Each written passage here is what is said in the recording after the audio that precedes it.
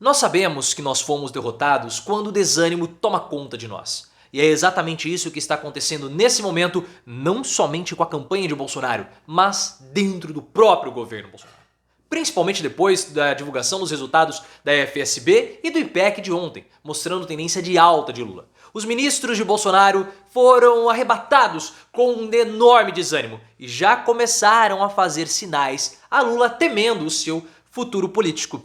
Na sua opinião, é para os ministros ficarem de fato preocupados com a derrota de Bolsonaro porque o resultado do IPEC foi avassalador? O que você achou desse resultado? Se você gostou do resultado do IPEC, deixe o seu like e se inscreva no canal. Acredito que você tenha visto o resultado do IPEC confirmando a tendência da FSB, porque tanto no IPEC quanto na FSB, Lula cresceu 1% dentro da margem de erro, tudo bem, mas Bolsonaro está estagnado. Na FSB, Lula tem a chance de vencer dentro da margem de erro, mas no IPEC, mesmo fora da margem de erro, Lula já está vencendo no primeiro turno. E tudo isso tem feito tem criado, melhor dizendo, um sentimento de desânimo, não somente na campanha de Bolsonaro, mas também dentro dos ministérios. Porque os ministros de Bolsonaro, principalmente aqueles que têm influência no Nordeste, já começaram a fazer acenos a Lula e ao PT. Não diretamente, mas com interlocutores, empresários que possuem relações boas com o PT. Esses ministros que já estão abandonando o barco de Bolsonaro começaram a dizer via interlocutores que eles não vão fazer oposição ferrenha a Lula e que as críticas que eles estão fazendo a Lula e a defesa de Bolsonaro são questões do jogo e questões momentâneas. Eles falam isso da boca para fora, mas nos bastidores, mas internamente eles já não estão nem aí mais para Bolsonaro. Principalmente, como eu falei, aqueles da região Nordeste, onde Lula tem uma enorme influência e o IPEC mostrou que é uma distância de 40 pontos de Lula para Bolsonaro. Uma distância muito grande. E esses ministros, eles estão principalmente frustrados com o desempenho da rejeição de Bolsonaro. Eles fizeram tudo o que era possível, mas mesmo assim a rejeição de Bolsonaro não caiu. A rejeição tanto de Lula quanto de Bolsonaro na pesquisa do IPEC subiu um pouquinho. A rejeição de Lula subiu 2%, saindo de 36 e indo para 35%. De Bolsonaro subiu um pouquinho, agora saiu de 50 e foi para 51. Ou seja, é uma rejeição proibitiva. Mais da metade da população rejeita Bolsonaro e 60% da população rejeita a forma de Bolsonaro governar. Ou seja, são números proibitivos que impedem qualquer tipo de vitória. E faltando 5 dias para o primeiro turno, ou menos de um mês para o derradeiro segundo turno, caso haja segundo turno, caso houver segundo turno, caso haja, é improibitivo. Não tem como Bolsonaro reduzir, porque tudo que poderia ser feito foi feito e os ministros estão desanimados. E por conta desse desânimo, o clima da campanha de Bolsonaro é um clima péssimo, pessoal. É um clima horrível, horroroso, é um clima de velório.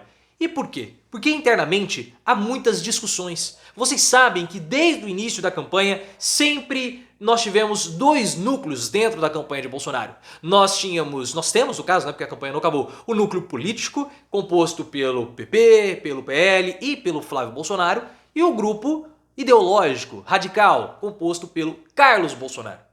E também por Bolsonaro, porque Bolsonaro confia muito mais no Carluccio do que na ala política do governo. E esses grupos, eles estão se engalfinhando. Eles estão criticando as estratégias um do outro. Errada a condução de marketing sua.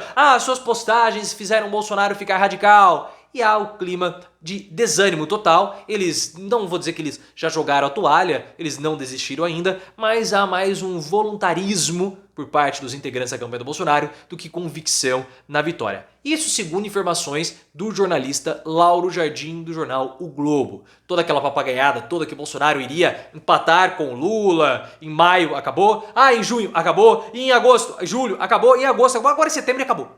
Bolsonaro não cresceu, o desânimo dominou, porque você fica de frente para a pessoa e a pessoa dá aquela brochada típica bolsonarista, você, obviamente, fica desanimado. E na sua opinião, é para Bolsonaro ficar desanimado mesmo? Você gosta desse clima de velório da campanha do Bolsonaro? Se sim, se inscreva no canal e deixe também os comentários.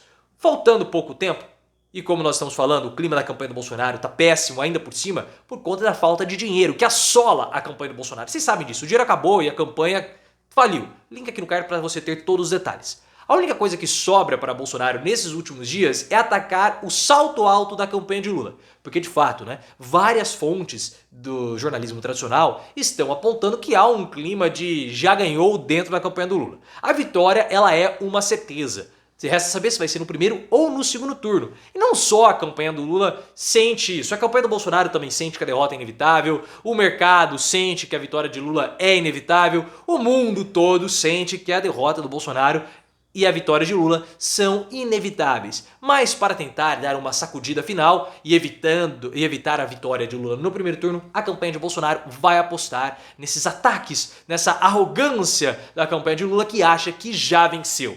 Sinceramente, eu vejo que é muito, mas muito pouco para alguém que queira virar o jogo, faltando poucos dias, sem dinheiro, sem recursos e sem absolutamente nada.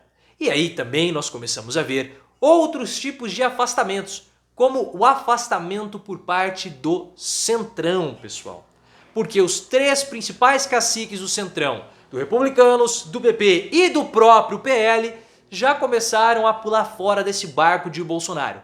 O primeiro que mais pulou fora foi o Marcos Pereira. Marcos Pereira, que é o presidente do Republicanos. O Republicanos é o partido do Tarcísio, candidato Bolsonaro ao governo de São Paulo.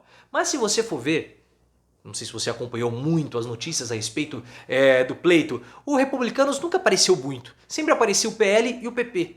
E por quê? Porque o Republicanos já se afastou de Bolsonaro. O Republicanos diz e argumenta que se sente desprestigiado por Bolsonaro para conversar sobre as questões cristãs relacionadas ao público evangélico. Bolsonaro prefere dialogar com Silas Malafaia ao invés de dialogar com republicanos. Aqui, isso é desculpa, pessoal, obviamente, porque o republicano já percebeu a derrota do Bolsonaro muito, mas muito antes do início do pleito. E aí nós temos o PP. O PP tem como presidente o Ciro Nogueira, que é ministro da Casa Civil. Ciro Nogueira também tem receio de sair menor lá no pleito, na disputa no Piauí. Então o que ele vai fazer? Depois que o Bolsonaro foi derrotado, Ciro Nogueira deverá passar por uma espécie de quarentena, ficar um pouco quietinho, mas ele também não vai se opor, como não se opôs aos seus correligionários, no Piauí principalmente, que declararam apoio a Lula. Tanto é que Ciro Nogueira no passado foi visto como traidor de Bolsonaro. Isso tem aí um mês ou dois. Então Ciro Nogueira também já... Bolsonaro, o problema é teu. E tem o Valdemar Costa Neto do PL. O Valdemar Costa Neto não tá nem aí pro Bolsonaro. A expectativa do Valdemar Costa Neto é fazer uma bancada de 60 a 70 parlamentares. E independentemente do presidente vencedor, Valdemar Costa Neto vai se sentar à mesa com esse presidente para conversar, porque a bancada dele vai ser enorme, vai ser gigantesca. E o Costa Neto não tá nem aí para o Bolsonaro. Tanto é que nesses dias nós teremos uma reunião do Valdemar Costa Neto com o Alexandre de Moraes, o presidente do TSE. E o objetivo dessa reunião, oficialmente, o objetivo oficial vai ser discutir melhorias para as urnas. Só que o objetivo verdadeiro de tudo isso é falar que o PL não vai endossar qualquer tipo de atitude do Bolsonaro no dia da abertura das urnas e da divulgação do resultado. Se Bolsonaro quiser lá falar qualquer coisa, questionar, vai ser uma opinião pessoal e uma vontade pessoal de Bolsonaro. O PL não vai compactuar com nada disso.